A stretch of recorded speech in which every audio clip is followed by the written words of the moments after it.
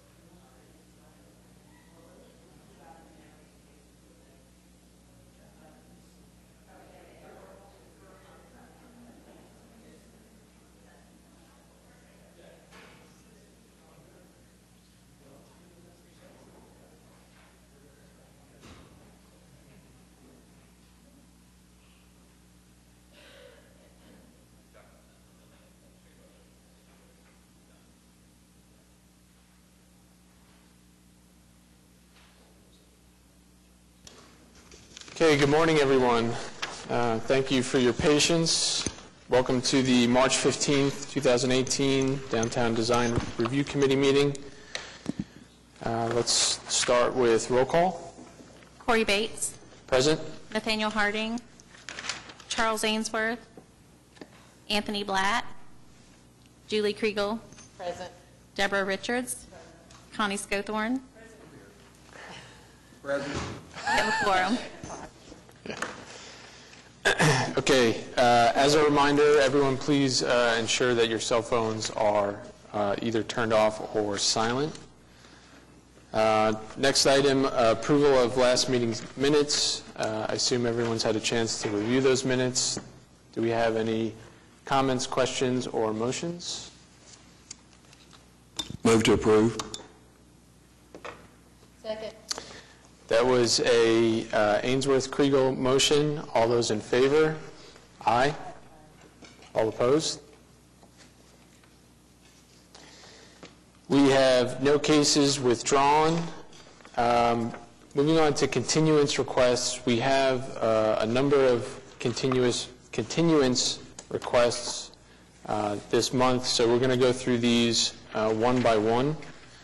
We're going to start with the SPUD 1048 at 515 Northwest 13th Street. The applicant has requested a continuance to the April 19th meeting. Do we have any commentary on the continuance request or a motion?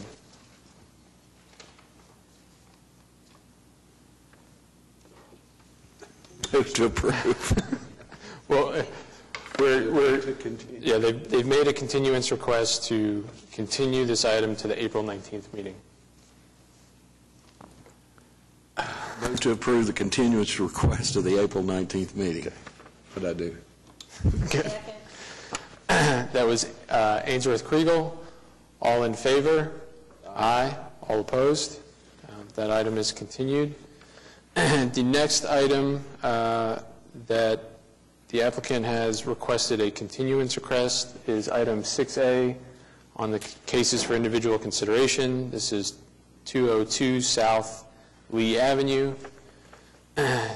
Is there anyone here that would like to speak to this continuance request? Or is there a motion? I move to continue to the April meeting. Okay, that was Kriegel Scarthon. All those in favor? Aye. All opposed? That item is continued to the April 19th meeting. The second item or the next item in which the applicant is requesting a continuance request is item 6B, 903 Northwest 4th Street. Is anyone here that would like to speak to that continuance, or is there a motion? Move to continue to the April 19th meeting. Second. That was Kriegel Scarthon again. All those in favor? Aye. All opposed? That item is moved or continued to the April 19th meeting. Moving on, the last continuance request is for item 6C, 527 Northwest 7th Street. They are also requesting to continue that to the April 19th meeting. Is there anyone here that would like to speak to that continuance request? Yes? If you could, please state your name. My name is Gary Copeland. I'm the adjacent neighbor at 523 Northwest 7th. And the continuance is fine. I don't have issues with that. I would just like to put before the committee our reasons for being against this. You have zoning in that area. We'd just like you to stick with it. Everybody that comes in wants a bunch of variances to what they do. We like the area like it is. It is an urban area. And that was just for staff also. We are against variances for that. We want alley entries. We want things like that. But anyway, just some comments, sir. Yeah, appreciate it. Yeah, Okay, thank you very much. Okay. Is there anyone else that would like to speak to the continuance request for this item? Do we have a motion?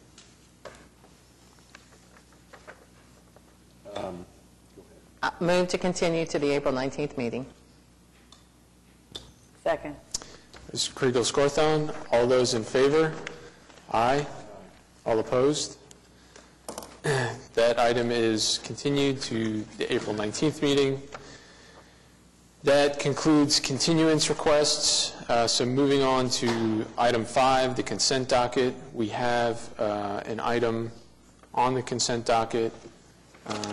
Do we need to recap that at all, or is that simply a matter of if anybody wants to pull that from the consent docket, they would do so? Right. If anyone wants to discuss it, they need to pull it from the consent docket. Otherwise, the other option is a motion to approve the consent docket. Okay. Move to approve the consent docket. Second. That was Ainsworth and Scarthon. All those in favor? Aye. All opposed? Consent docket is approved. Moving on into cases for individual consideration. The only item that remains is item 6D. This is 7 and 11 Northeast 6th Street. Is the applicant present? And if staff wants to present the case. Yes, this is the renovation of 2 historic buildings, the Pioneer Telephone Company buildings on Northeast 6th. They're the buildings immediately east of the existing railroad tracks. It's a big, fairly complicated project in that there's a lot of renovation and a lot of adaptive reuse, mostly focused on renovating the existing buildings and then building some more amenity space to the north of that site. In our staff report, we only noted one concern, and that was about the guideline that entries should be oriented toward the street. But because of the existing condition and the steep slope of the street in front, which cannot be altered, the applicant is proposing that the existing alleyway between the buildings, that be used as the main entrance to both buildings. It would also provide access to the new amenities and parking lot on the north side. So with that, I'll ask the applicant to present it. If you could state your name for the record, and then the floor is yours. Hi, my name is Eric Schmid. I'm an architect with Alford Hall Monahan Morris Architects. I'm here representing the clients today to talk about this project, and we're very excited about something.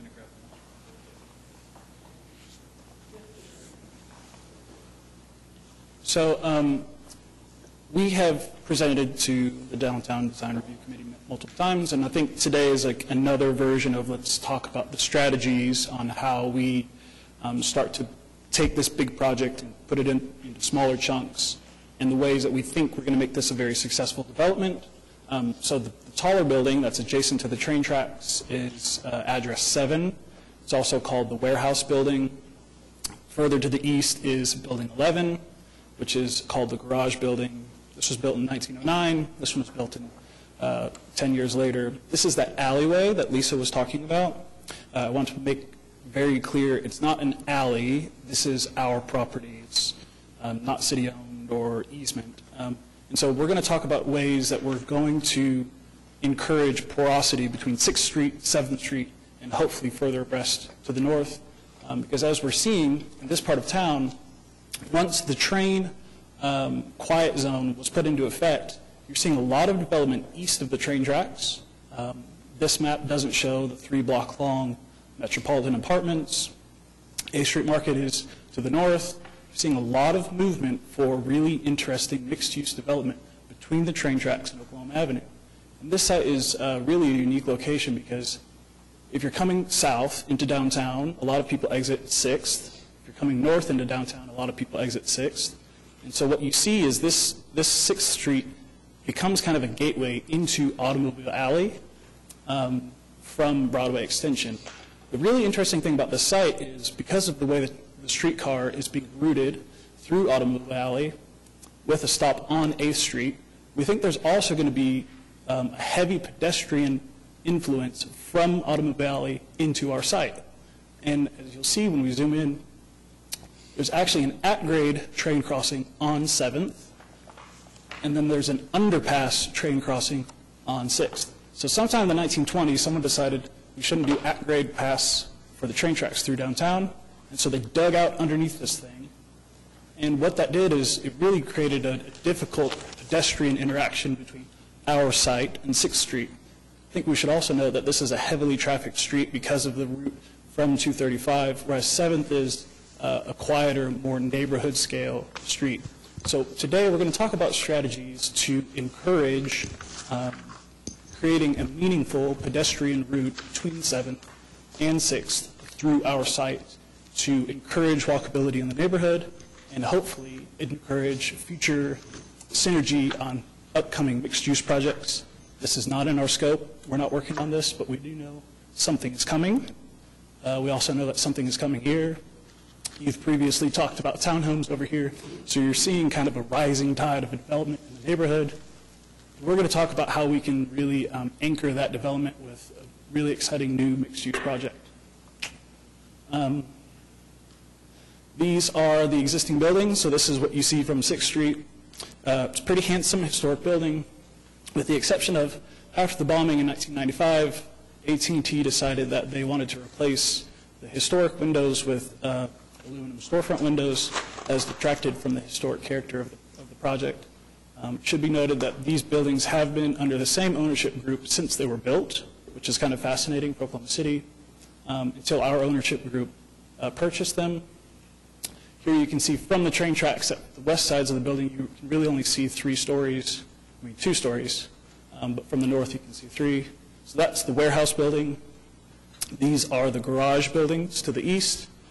Once again, the replaced windows on the south, but they do retain some of their historic quality windows on the west.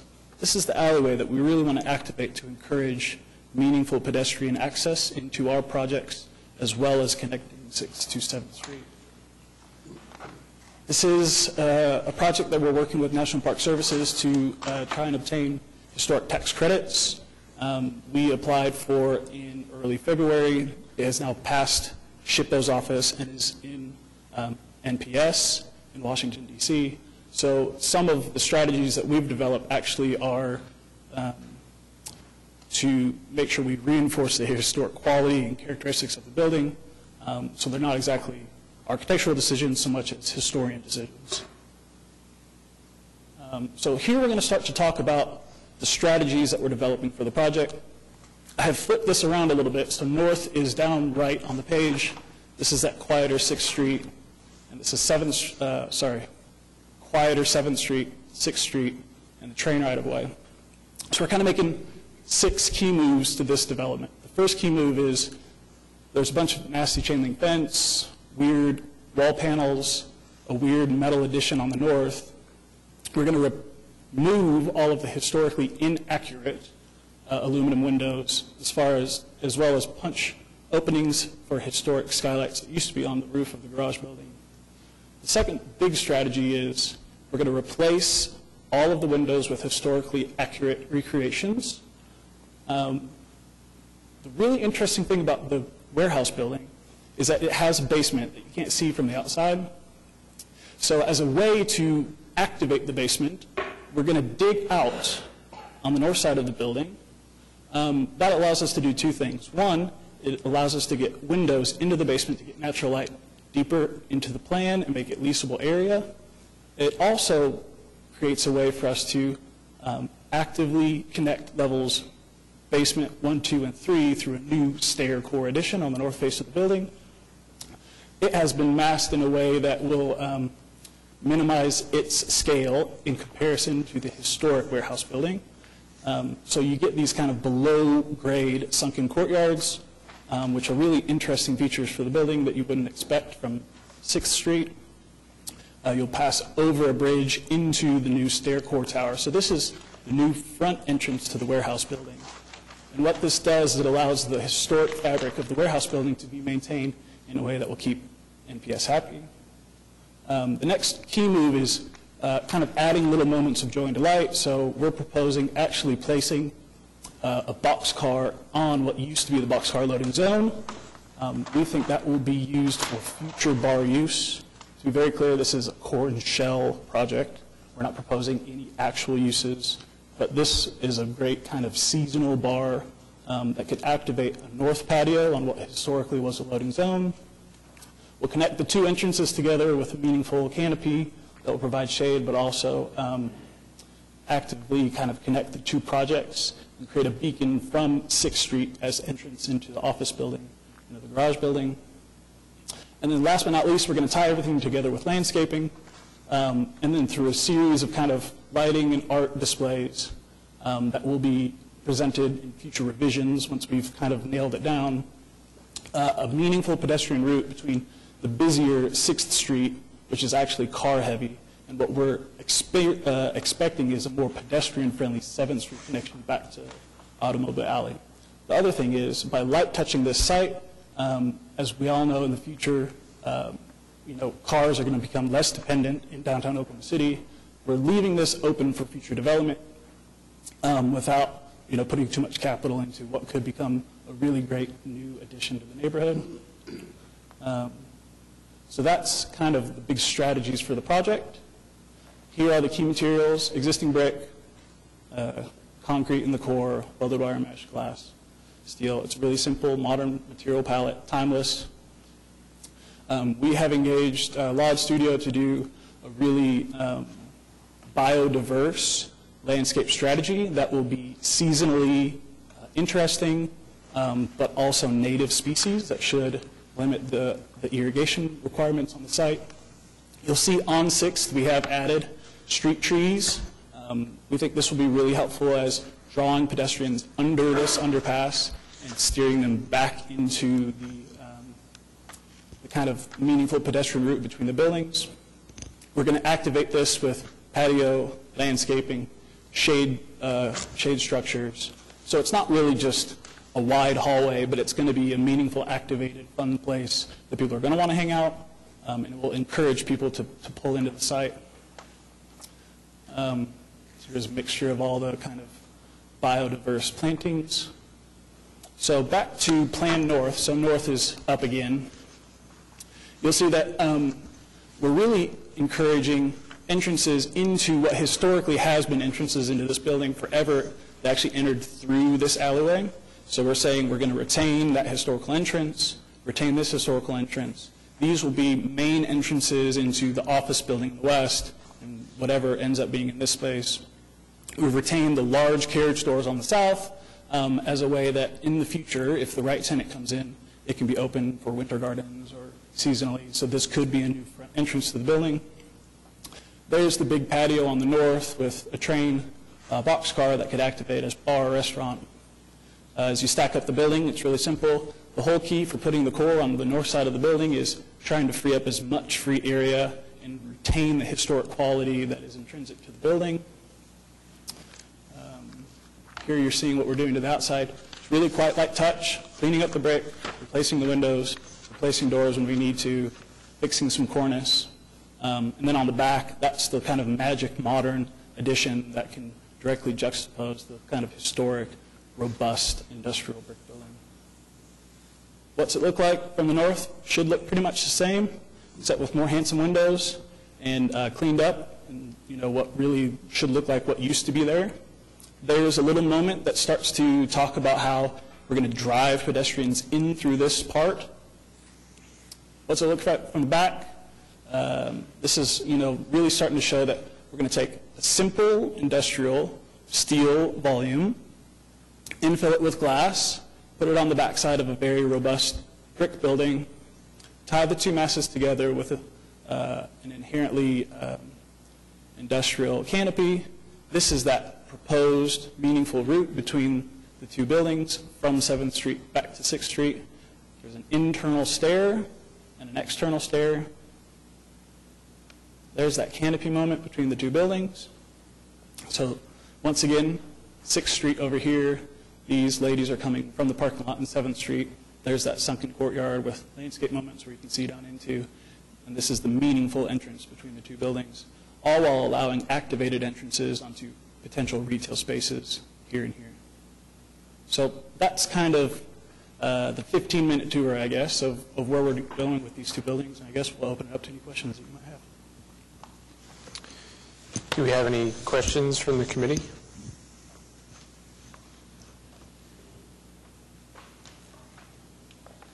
I'm sorry, I got all my stuff messed up. But I was curious, you showed a picture of gravel, and I was wondering, is that the mulch that you're going to use in your planting beds? So the existing condition along 7th Street is all fine gravel, like a fine road base. What we're proposing is creating a larger gravel strip between the existing parking lot and the sidewalk as like a gravel mulch, per se, like an industrial-style gravel mulch. It would provide texture and scale that's a little bit different from regular gravel. So that will be along 7th. The other landscaping in through here, the landscape architect is not proposing mulch. It's actually a ground cover-based ground cover layer instead of mulching. So the large gravel picture is just this strip right here, Connie.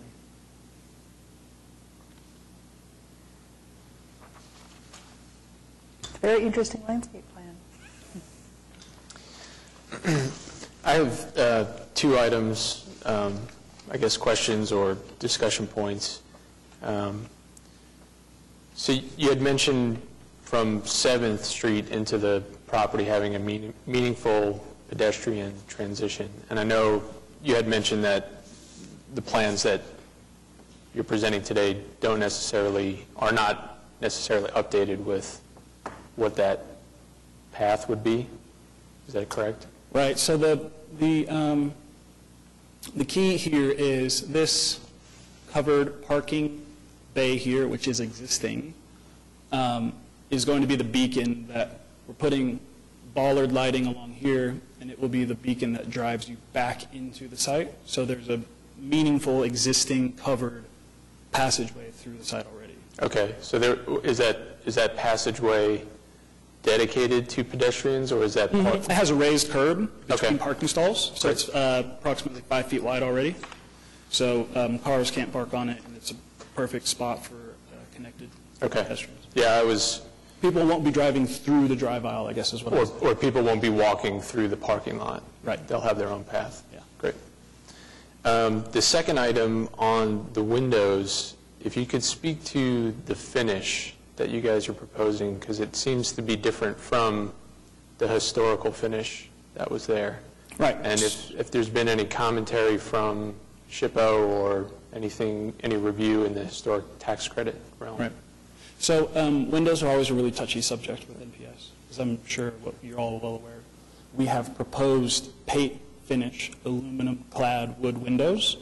The paint color will be a dark gray based on historic photos that we have. We have not received commentary from NPS yet. We fully expect that we will receive some commentary on them. At which point, if it's different than what we're proposing, we're ready to come and amend our application. But at this point, that's one of the ones that's a little bit out of our control. Sure. We've proposed what the State Historic Preservation Office has requested us to propose, but sometimes National Park Services thinks otherwise. So that's up in flux. I know that it's right architecturally. We'll see if Antonio thinks it's right. Okay. I bring it up because the historic photos that are included in your packet, they seem to show a white finish to the... We've got two sets of historic photos during our period of historical significance. We have white and we have dark gray. It's not in your application, but it is part of the historic character of the building, both colors. Okay. And I assume the NPS has those photos as well? Yeah. Okay. Great. I think it's a great project, great way to activate a historic building, bring it back to life, and create that interactivity within the site. We're excited about it. It's going to be kind of the first big hub on that side of town, and hopefully it encourages other meaningful development in the neighborhood. Does the committee have any other questions for the applicant? I was just, the building that's to your east, the future mixed use, is that owned by the same people? No, it is not. We're behind the scenes coordinating with them to make sure our development plays nice, but it's not owned by the same developer, and we're not doing the architecture on it. Is it empty? It was an auto body shop. I think they have emptied it now for future development. It's kind of two buildings, actually. I don't know if you can see in the original photo. Yeah. So you can see it's actually two buildings, a flat roof one and a big bowstring truss one. So just curiosity. I don't want to, I think probably the things that they've told me, I don't think I should pass on to you in case. Oh. But, you know, if there's no graffiti on that building, I'm going to get lost on my way to work. There's always graffiti on that building. Yeah. Yeah. It's a good beacon, right? Well, I think it's a great project, too, so I move to approve the application on the basis the project complies with the regulations and guidelines of the Downtown Design District zoning ordinance as referenced in Section C and D of the staff report. I would actually like to just take a moment and just ask, is there anyone else here that wants to speak to this project? Okay. So Chuck's motion stands. No, you're fine. I just wanted to make sure. So that was Ainsworth and Kriegel. All in favor? Aye. All opposed? Application is approved. Thank you. All right, good luck. Moving on, item 7, other business, we have none. Item 8, communications, we've got a couple items listed on the administrative approval report. Any comments from staff? Okay. Any comments from the committee? You're doing a great job. Thanks, Chuck. Appreciate that. I'm trying. We made the right choice. Our next meeting date is Thursday, April 19th, 2018. New applications are to be submitted, were to be submitted to staff by Tuesday, March 13th, and revisions and continued projects submitted by March 20th. Meeting adjourned.